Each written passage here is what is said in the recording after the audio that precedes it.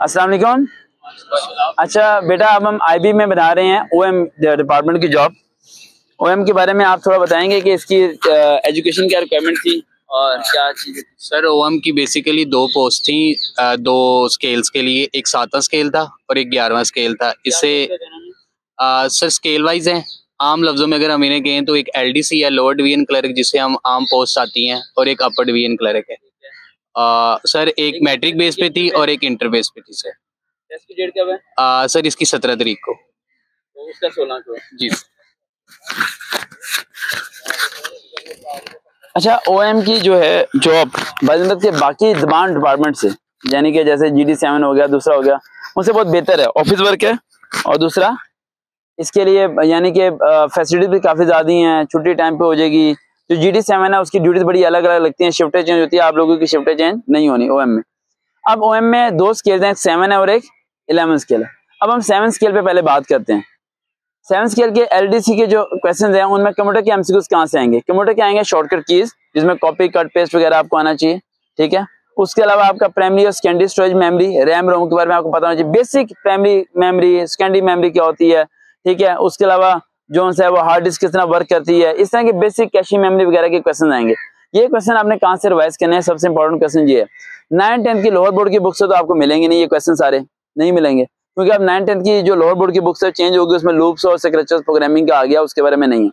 ये आपको सवालात मिलेंगे 9th और 10th क्लास की लोअर बोर्ड का ओल्ड एडिशन, वो आपको गूगल से डाउनलोड करना पड़ेगा। ओल्ड एडिशन आप वहां से डाउनलोड करेंगे तो वहां आपको ये सारी चीजें मिलेंगी। जनरेशंस कौन सी हैं, टाइप्स ऑफ द कंप्यूटर कौन से हैं, डिजिटल फॉर्म कौन सी होती है कंप्यूटर की, राइट।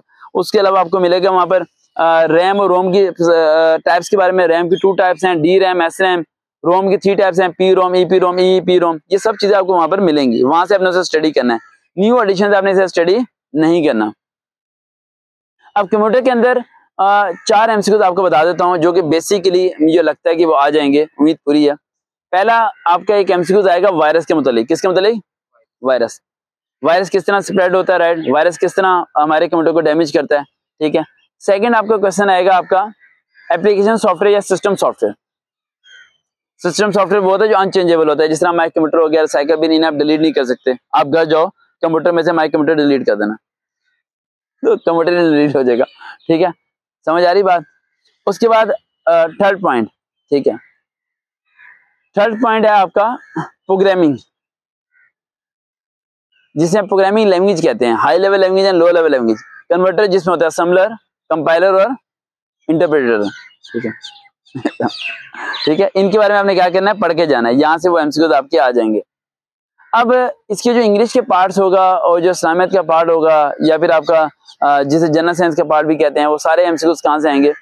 ये सारे के सारे आप इसके करें 2021 का पेपर। 2021 का पेपर आपने डाउनलोड करना है।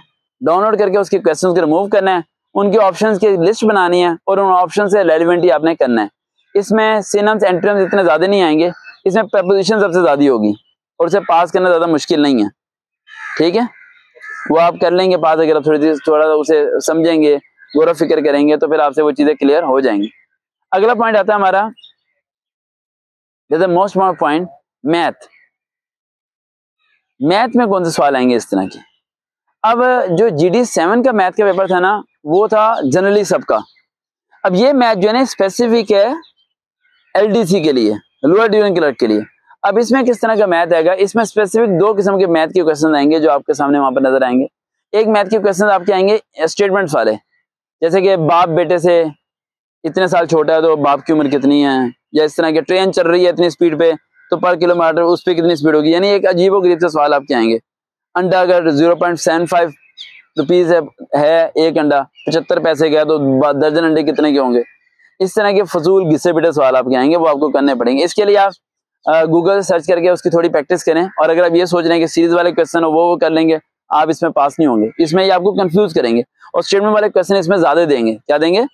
ज्यादा देंगे, ठीक है।